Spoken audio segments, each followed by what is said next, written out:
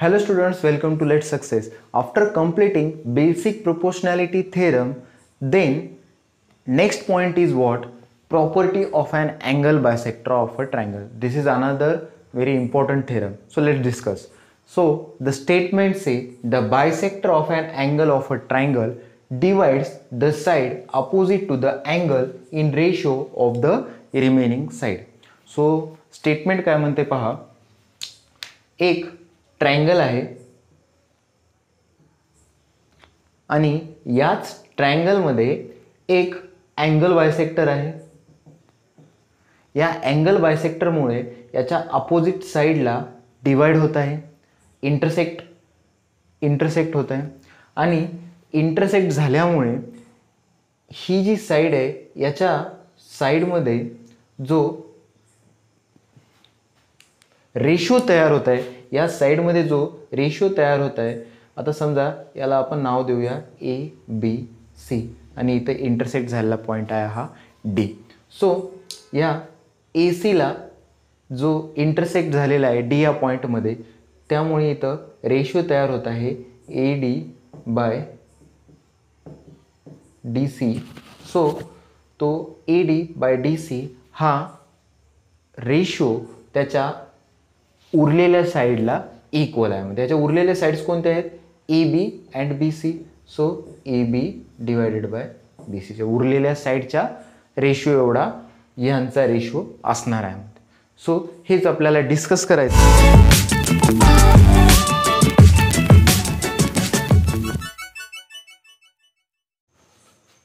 So पहा, आता आपण काय केलेलं आहे, एक ट्रायंगल घेतलेला आहे ए बी सी आणि अँगल ए बी सी वर एक बायसेक्टर काढलेला आहे आणि हा जो बायसेक्टर आहे या ई या पॉइंटर इंटरसेक्ट होत आहे साइड ए सीला. ओके, साइड ए सीला कुठं इंटरसेक्ट होत आहे? ई वर. सो मी गिवनमध्ये जशाला तसं लिहून घेतलेलं आहे, in triangle A B C bisector of angle A B C intersect side A C. Intersect होता है साइड ए सीला, कुठं होता है? At point E. Okay, such that A dash E dash C. त्यामुळेच काय तयार होत आहे? ए आणि सीच्या दरम्यान ई येत आहे. हे आपण केव्हा लिहितोय? बिटवीननेस, म्हणजे एखाद्या लाईनवर मध्ये जर कुठे जर पॉईंट असले हे दाखवण्यासाठी आपण बिटवीननेसचा यूज करतो. सो ए अँड सीच्या दरम्यान काय आहे? ई आहे, बिटवीननेस. सो आपल्याला जो प्रूफ करायचा आहे तो आपण फर्स्ट ऑफ ऑल डिस्कस केलेला आहे. ए अँड ई सी चा ratio A B and B C एवढा असणार आहे. ए बी अँड बी सीचा रेशो एवढा असणार आहे. सो आपण प्रूव्हमध्ये लिहून घेतलेलं आहे A B by B C, A B by B C. A B and B C काय आहेत? ट्रायंगलचे साईड्स आहेत. हा ट्रायंगल ए बी सी आणि A B and B C काय आहेत? ट्रायंगलची साईड आहे. Equal to A by E C. मग ए बाय ई सी काय आहे? या बायसेक्टरच्या समोरची साईड आहे जी की या बायसेक्टरमुळे डिवाइड झालेली आहे A and E C. A and E C. So A B by B C is equal to A by E C. हे आपल्याला प्रूव्ह करायचं. प्रूव्ह करताना काय आपल्याला कन्स्ट्रक्शन करावं लागणार आहे आणि ते कन्स्ट्रक्शन मी पहिलेच फॉर्म केलं आहे. कन्स्ट्रक्शन मी तुम्हाला समजवते. पहा, बी हे जे बायसेक्टर आहे, बी हे जे बायसेक्टर, त्यालाच एक पॅरलेल लाईन काढायची आहे आणि पॅरलेल लाईन ही जी काढायची आहे ती सी या पॉईंटवरून पास करायची त्या लाईनला. ओके, सी या लाईनवरून पास केल्यानंतर ही एक्सटेंड करायची आहे आणि ए बीला सुद्धा एक्सटेंड करायचं आहे. सो ए बीला एक्सटेंड कुठपर्यंत करायचं आहे? ही जी लाईन काढत आहे आपण त्याला इंटरसेक्ट होईपर्यंत. ओके, सो ए बीला इंटरसेक्ट कुठपर्यंत केलो आहे आपण? या डी पॉईंटवर. आणि सी लाईनवरून एक अशी लाईन फॉर्म केलेली आहे सी लाईनवरून जी बीला काय आहे? पॅरलेल आहे. ओके, बीला पॅरलेल लाईन सी वरून एक अशी फॉर्म केलेलं आहे आणि या ए बीला एक्सटेंड केल्यानंतर इथं एक इंटरसेक्टिंग पॉईंट तयार होत आहे. त्या पॉईंटला आपण नाव काय दिलेलं आहे? डी. सो आपल्याला हे कन्स्ट्रक्शन लिहून घ्यायचं आहे. त्यामुळे काय लिहिलं पहा, draw line parallel to B E. बीला एक काय पॅरलेल लाईन तयार करायची होती. सो आपण काय केलं आहे? Which passes through C. या सी वरून ती लाईन पास केलेली आहे. Extend segment A B. या ए बीला सुद्धा काय केलं आपण? एक्सटेंड केलेलं आहे to intersect the line at point T. आणि ए बीला इंटरसेक्ट कुठपर्यंत केलेलं आहे, या सी वरून लाईन पास झाल्यानंतर डी या पॉईंटपर्यंत केलेलं आहे. सो हे झालं स्टेटमेंट, हे झालं काय प्रूव्ह करायचं आहे, आणि दिस इज वॉट कन्स्ट्रक्शन. आता आपल्याला प्रूफ बघायचं आहे. प्रूफ बघताना आपण सर्वात सुरुवातीला बेसिक प्रपोर्शनॅलिटी थेरमचा यूज करणार आहे. सो पहा, आपण ट्रायंगल ए बी सीचा यूज न करता आपण स्टार्टिंगलाच ए डी सी या मोठ्या ट्रायंगलचा यूज करणार आहे. सो स्टार्टिंगलाच लिहित आहे, in triangle A D C. So A D C या ही जे बी अँड सी डी ही लाईन जी पॅरलल आहे याचा उपयोग करायचा आपल्याला. So segment B E is parallel to segment C D. पहा, या एका स्टेटमेंटमुळे आपला 70% थेरम प्रूफ होऊन जातो. कसा होते पहा, आपण काय करूया, बेसिक प्रोपोर्शनॅलिटी थेरमचा यूज करूया. एकदा एक छोटंसं रिवाइंड करून घेऊया. हे ट्रायंगल आहे समजा, ओके, आणि A B C D. Basic proportionality थेरमनुसार काय होणार आहे, एक लाईन जी आहे जी ट्रायंगलच्या एका साईडला पॅरलल असणार आहे. त्यामुळे काय होतं आहे, आपण त्याच्या बाकीचे जे साईड्स आहे त्याला प्रोपोर्शनमध्ये लिहू शकतो. सो आपण याला असं लिहू शकतो, A B divided by B C. पहा, A B divided by B C is equal to A D divided by D E. याला लिहितो असं, बरोबर आहे. सो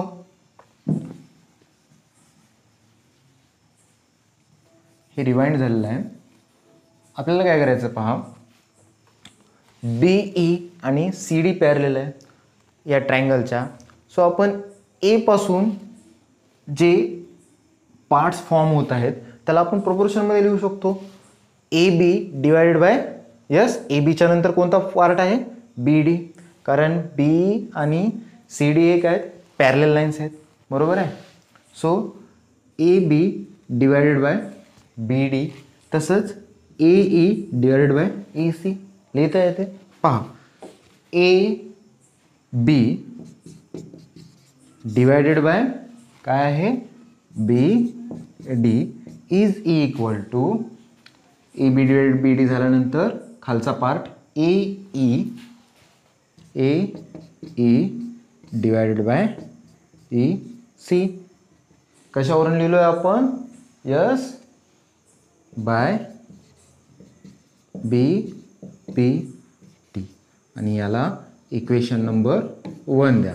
पहा, हे एवढंच जर आपण लिहिलं तर जवळजवळ आपण थेरमच्या 70% प्रूफ केल्यासारखं आहे. पहा, ए बी दिसतंय, त्यानंतर इथे काय आहे, बी सी, आणि इथे काय आहे, बी डी. ओके, हे आलं नाही आपलं. ओके, त्यानंतर पहा, ए अँड ई सी, म्हणजे आपल्याला हे बी सी आणि बी डीसाठी उरलेलं थेरम आपल्याला करावं लागणार आहे. जवळपास आपण प्रूफ केलं आहे, राईट. ओके, सो नेक्स्ट काय होते पहा, काय करू आपण, थोडंसं हे जे लिहिलं होतं याला आपण इरेज करून टाकू, आणि त्यानंतर पहा आपण याच पॅरलल लाईनचा उपयोग घेऊन काय करूया पहा, सेग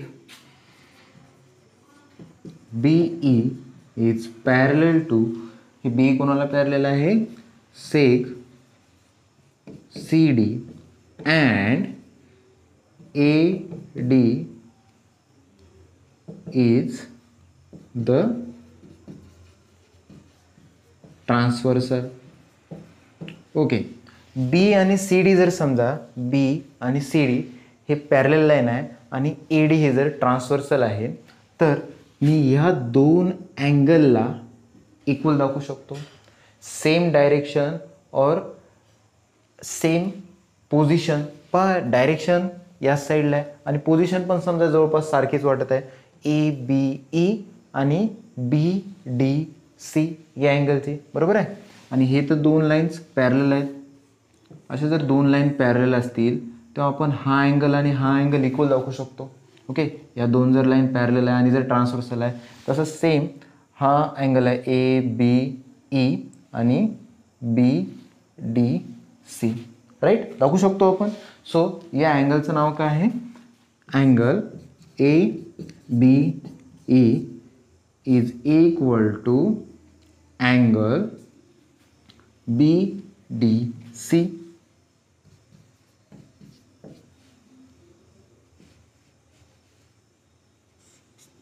ओके, याचं रिझन काय देऊत? Corresponding angle.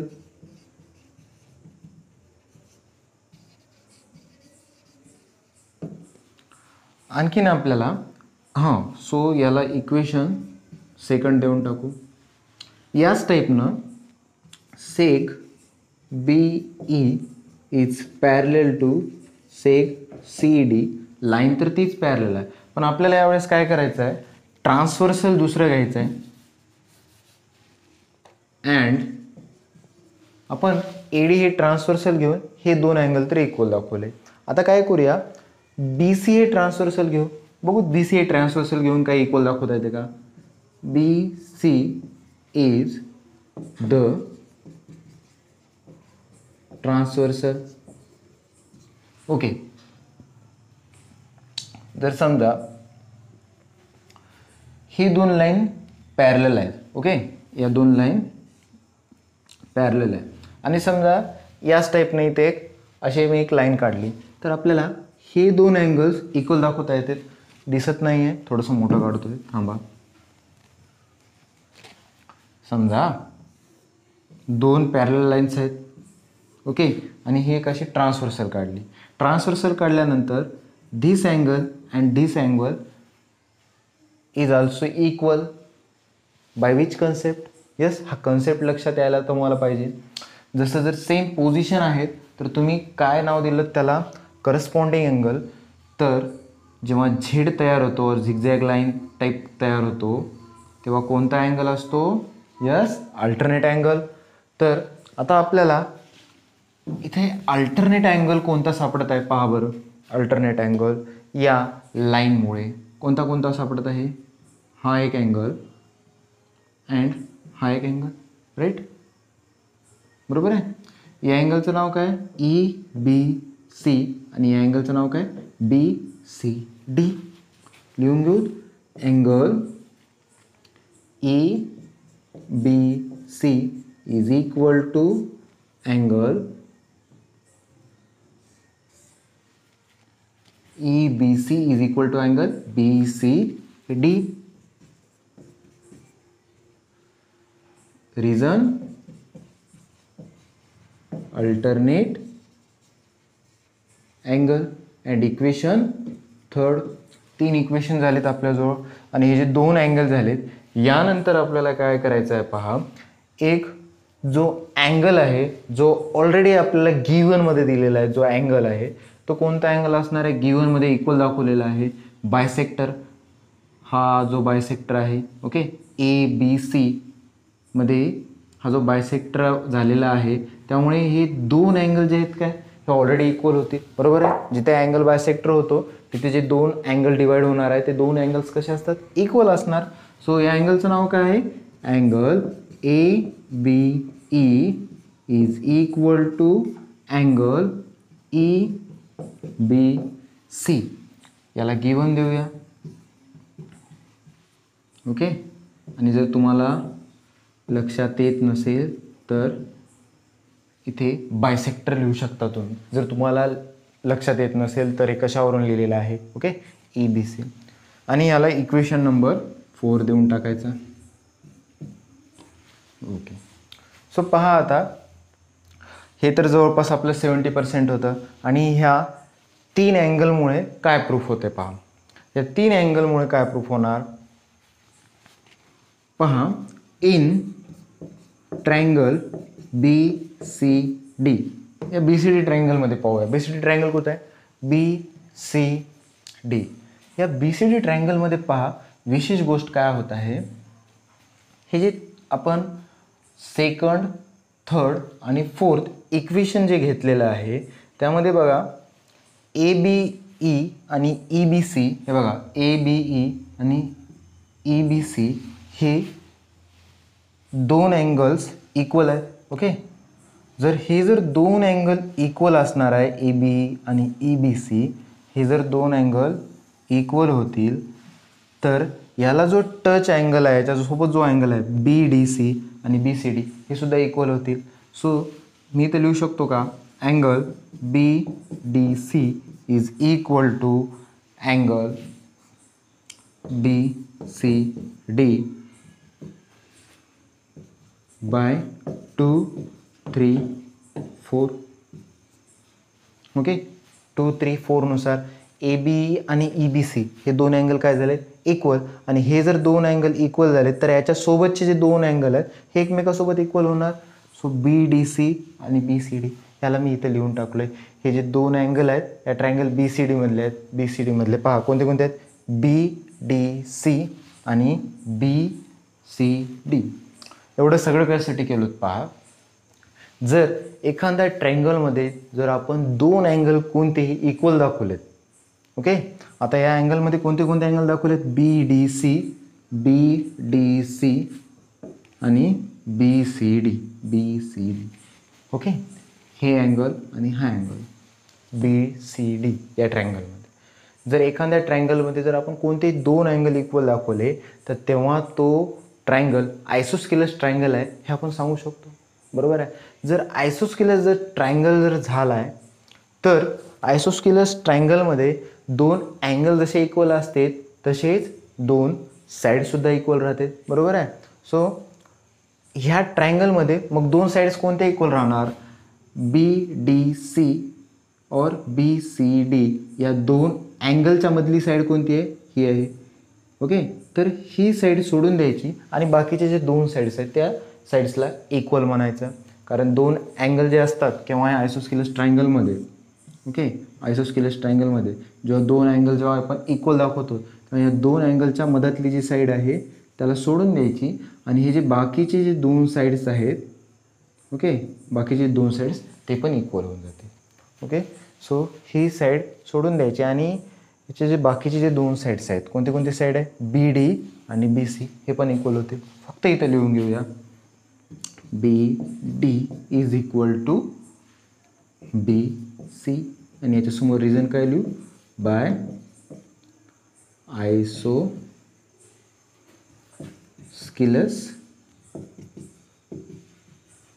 ट्रायंगल. ओके, आणि B D is equal to B C लिहून दाखवलो. B D is equal to B C लिहून दाखवलो म्हणजे आपण आपला थेरम प्रूफ केला. कारण पहा आपण स्टार्टिंगलाच इथे काय होतं बघा, मी तुम्हाला स्टार्टिंगला सांगितलं 70% प्रूफ झालेलं आहे म्हटलं. पहा त्यावेळेस काय होतं, सगळं काही ए बी प्रेझेंट होतं, ए प्रेझेंट होता, ए सी प्रेझेंट होता, पण इथे बी सी होता आणि इथं काय होता, बी डी. म्हणजे आपल्याला या बी डीच्या जागी काय लिहायचं होतं आपल्याला, बी सी. त्यासाठी आपण एवढं केलं. आणि पहा बी डी आणि बी सी इक्वल आहे, दॅट मीन्स वॉट, आपण आता या बी डीच्या जागी काय लिहू शकतो, बी सी लिहू शकतो. याला इक्वेशन नंबर काय देऊया, 4च्या नंतर 5 लिहून टाकूया.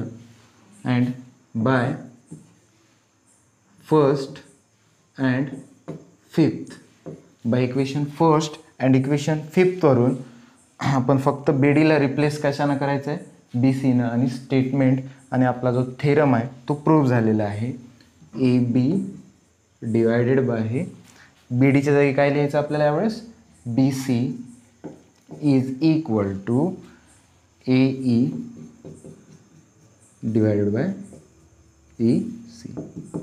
So theorem is prove. It's very easy theorem. जर आपण याला पूर्ण क्लिअर करून जर सोडवलो तर हा थेरमसुद्धा खूप इझी आहे. मी त्यामुळेच तुम्हाला हा पार्ट वेगळा सांगितला आहे, हा पार्ट वेगळा सांगितला आहे, हा पार्ट वेगळा सांगितलेला आहे. हा जो आहे हा गिवन होता अँगल बायसेक्टर, आणि या अँगल बायसेक्टरच्या नंतर आपण सरळ बी सी डी या ट्रायंगलमध्येच गेलो. बी सी डी या ट्रायंगलमध्ये हे दोन अँगल्स इक्वल झाले आणि हे दोन अँगल्स इक्वल झाल्यामुळे काय झालेलं आहे, हे दोन अँगल्स इक्वल झाल्यामुळे हा ट्रायंगल आयसोस्केलस झाला आणि याच्या समोरचे जे दोन साईड्स आहेत हे सुद्धा ॲटोमॅटिकली इक्वल होऊन जाणार. आणि ह्या समोरच्या इक्वल साईड्समुळे आपल्याला हे इक्वेशन 1मध्ये हा जो बी डी आहे त्या बी डीच्या जागी आपल्याला बी सी रिप्लेस करता आला. आणि हाच तो प्रूफ आहे E B divided by B C is equal to A divided by E C. Meet you on the next class. नीट अभ्यास करा. मागचे काही क्लास मी अटेंड करू शकलो नाही. नेक्स्ट मी तुम्हाला लगेच भेटेल. Okay, so bye.